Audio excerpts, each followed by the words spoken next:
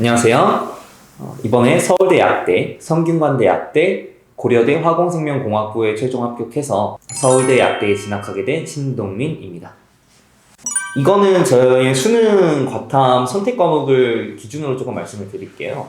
저는 화학과 생명을 선택했습니다. 근데 화학과 생명이 특징이 30분 내에 풀기가 굉장히 조금 어려워요. 그래서 이 부분에 맞춰서 앞으로 좀 설명을 진행하고자 합니다. 우선 첫 번째로는 개념, 이것이 가장 중요합니다. 이건 모든 과탐 과목에서 마찬가지입니다. 과탐은 개념만 알아도 풀 수 있는 문제가 절반 이상 출제되기 때문에 고난도 문제를 조금 틀리더라도 개념만 전부 다 맞춘다면 1등급이 충분히 가능합니다. 그래서 5개념 없이 정확하게 그리고 약간 지역적인 부분까지 파악을 하셔야 합니다. 예를 들어서 중간뇌가 몸의 평형 유지에 관여한다 라는 문장을 맞게 할 수 있는 능력, 이런 개념이 필요합니다. 약간 지역적이잖아요. 그런데 그런 것까지 알아둬야지 수능장에서 출력이 없습니다. 그리고 이제 시기별로 조금 말씀을 드려볼게요. 처음 기출학습을 하는 경우에는 논리적인 사고 과정의 흐름을 굉장히 많이 연습을 해야 합니다. 아무래도 처음 평가원 기출을 마주하셨을 때는 겨울인 경우가 많을 거예요. 아직 그 탄탄하게 개념 같은 것도 잡히지 않고 하는. 그래서 감보다는 그 논리적 흐름 위주에 입각하셔서 공부를 하는 것이 좋고, 이후에도 평가원 기출을 몇 번이고 돌리셔야 합니다. 이제 엔제로 넘어가 볼게요. 엔제 같은 경우는 평가원 기출을 조금 떼고 공부하는 경우가 많잖아요. 그러면 문제를 풀다 보니까 어느 정도 감이 생기셨을 거예요. 이렇게 하면 더 빨리 풀리겠는데? 이런 감을 저는 얘기하는 겁니다. 그 경우에 이제 엔제는 시간을 재지 않는 경우 쭉 논리적인 흐름으로 풀되 그 사고를 같이 해주셔야 됩니다. 이 과정으로 갔으면 조금 더 빨리 풀 수 있었겠네? 이런 생각도 같이 해주셔야 합니다.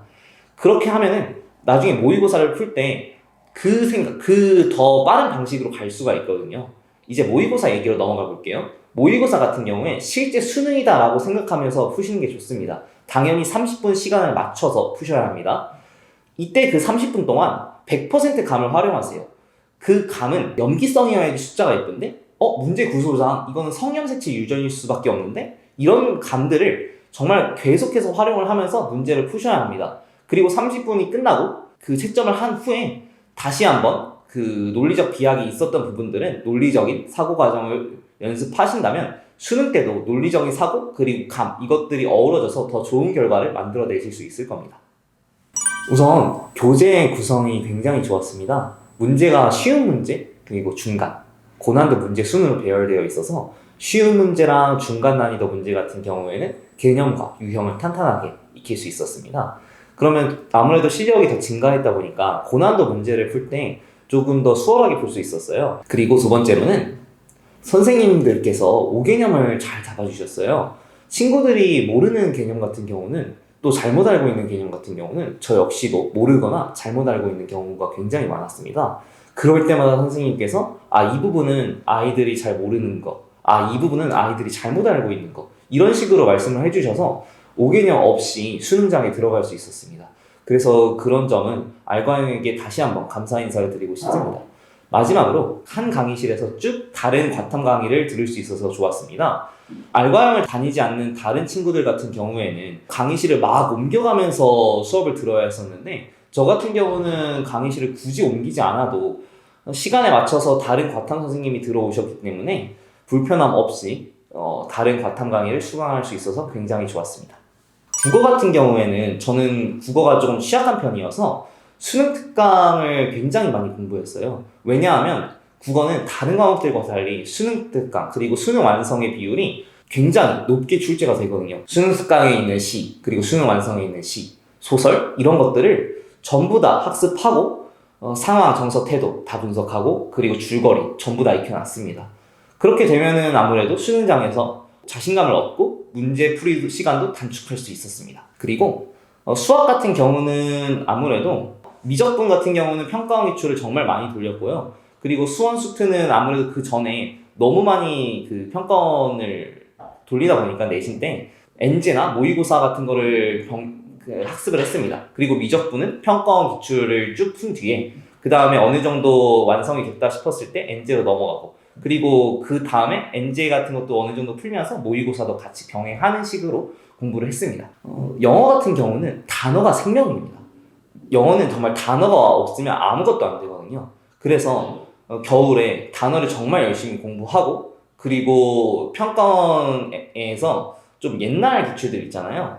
2009년부터 2015년까지 라든지 그런 기출들은 제가 아무래도 보지 않았던 좀 생소한 지문들이었기 때문에 그런 것들을 풀어보는 연습하면서, 그리고 단어도 같이 가져가고, 물론 구문학습도 중간중간 같이 해주는 방식으로 공부를 했습니다. 그리고 이후에 모의고사를 풀 때는 일주일에 한 번 정도 풀었어요. 왜냐하면은 영어 모의고사는 따로 제가 학원을 다녔는데 거기서 뽑아낼 수 있는 소재들을 선생님께서 많이 정리를 해주셨거든요. 그래서 모의고사를 푼 뒤에 선생님께서 뽑아낼 수 있는 소재들을 던져주시면 제가 일주일간은 그거를 온전히 복습하는 방식으로 활용을 했습니다.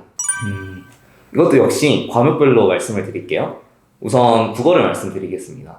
국어는 수능, 특강 수능 완성에 있는 중요한 지문들을 전부 다 복습을 했습니다.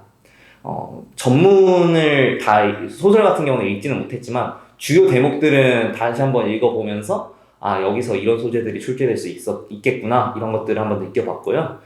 수학 같은 경우는 제가 그 전까지 이제 수능 연계 교재를 많이 풀지 않았기 때문에 레벨 3 위주로 다시 한번 돌리면서 이런 소재들이 올해 수능에 조금 중요하구나, 이런 것들을 크게 느껴봤던 것 같습니다.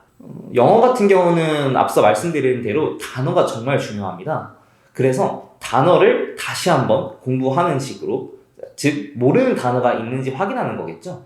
모르는 단어가 있는지 확인하고, 그리고 6월, 9월에 나왔던 중요한 단어들을 다시 한번 복습해보는 방식으로 공부를 했고, 그리고 마지막으로 과탐 같은 경우에는 지금까지 제가 풀어온 모의고사들이 있잖아요. 그 모의고사들에서 중요했던 소재들, 예를 들어서 이 부분이 나왔을 때 내가 이거를 어떻게 해결할 것인가, 이 부분이 나왔을 때 무슨 생각을 해야 됐었지, 이런 것들을 다시 한번 보면서 수능장에서 이런 게 나왔을 때 난 이렇게 행동해야 되겠다를 다시 한번 되새겼습니다. 새로운 문제를 풀어보는 것이 아니라 풀었던 문제에서 배울 점을 다시 찾아가는 방식으로 공부를 했더니 조금 더 수능장에서 도움이 됐던 것 같습니다. 저는 쉬는 시간을 명확하게 2개 정도 잡아놨습니다. 점심시간과 저녁시간이 바로 저의 쉬는 시간이었는데요. 그때는 정말 공부를 한 적이 없습니다. 친구들과 막 수다 떨고, 넌 오늘 뭐 했니? 오늘 무슨 게임 할래? 이런 것들을 얘기하다 보면은 그날의 스트레스도 풀리고 나중에 공부할 수 있는 그런 원동력이 됐거든요. 그래서 잘 쉬다 보면은 잘 공부할 힘이 생겼기 때문에 스트레스 해소를 쉬는 시간을 명확하게 정해놓고 쉬는 방식으로 스트레스를 해소했더니 이후 공부에도 큰 도움이 되었습니다.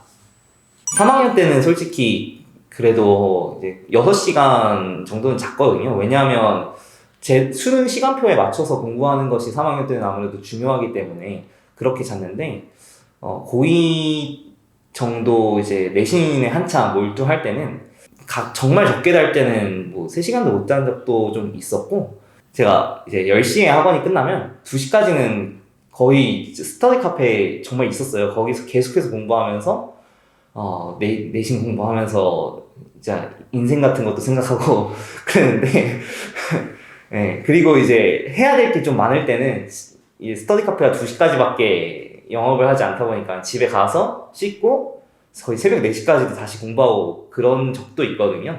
네, 그러다 보니까 건강도 많이 상하고 그랬는데, 네, 여러분 좀 많이 자시는 걸 추천드립니다.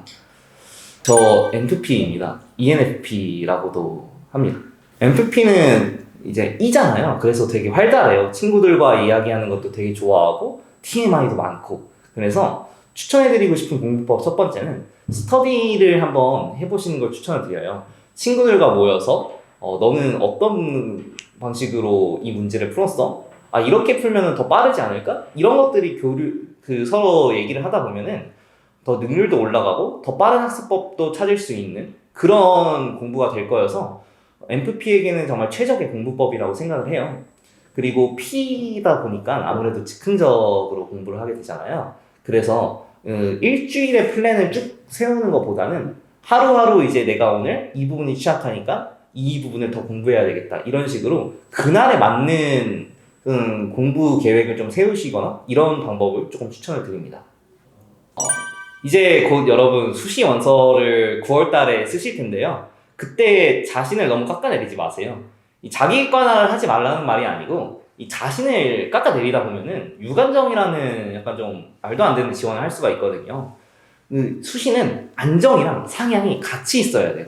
학교에서는 여러분들의 실력을 낮게 평가하고 그리고 입결을 위해서 유관정을 종용할 수 있거든요. 꼭 다른 컨설팅을 받아보셔야 돼요.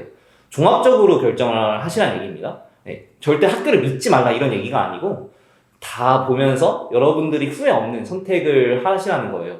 후회 없는 선택이 가장 중요하기 때문에 네, 여러분 후회 없는 선택하시고 서울대에서도 볼 수 있었으면 좋겠습니다. 엄마, 고생했고 이제 엄마가 인터넷 같은 데에서 찾는 영양제보다는 이제 내가 전문가가 돼서 챙겨줄 테니까 그거를 좀 잘 챙겨 먹어보자. 서울대 약대 보내주느라고 고생 많았고 또 아 말로는 못하겠네요. 동생아 제발 아침에 일어나서 인강 보면서 자지 마. 인강은 수면제가 아니란다. 보인 거 와서 잘해보자. 화이팅. 사랑하는 거 알지? 열심히 해, 자식. 아빠한테 영상 편지할게요. 아빠. 정말 날 위해서 돈 벌어주느라 정말 너무너무 고마웠어. 이제는 내가 첫 월급 타서 아빠한테 좋은 선물 해줄게. 정말. 그리고 내가 합격했다고 전화했을 때 그 회사에서 소리는 크게 못 지었지만 그래도 아빠가 가장 좋아하는 그런 느낌을 받았기 때문에 그것만으로도 충분한 것 같아. 정말 많이 고생했고 이제 우리 집 강아지 돌이 좀 그만 좀 괴롭혔으면 좋겠고 돌이 좀 늙었잖아. 10살인데. 그러니까 이제 좀 살살 대하면서 우리 가족 모두 평화를 지켜주자. 알지? 사랑해. 엄마 빼고 다 사랑한다고.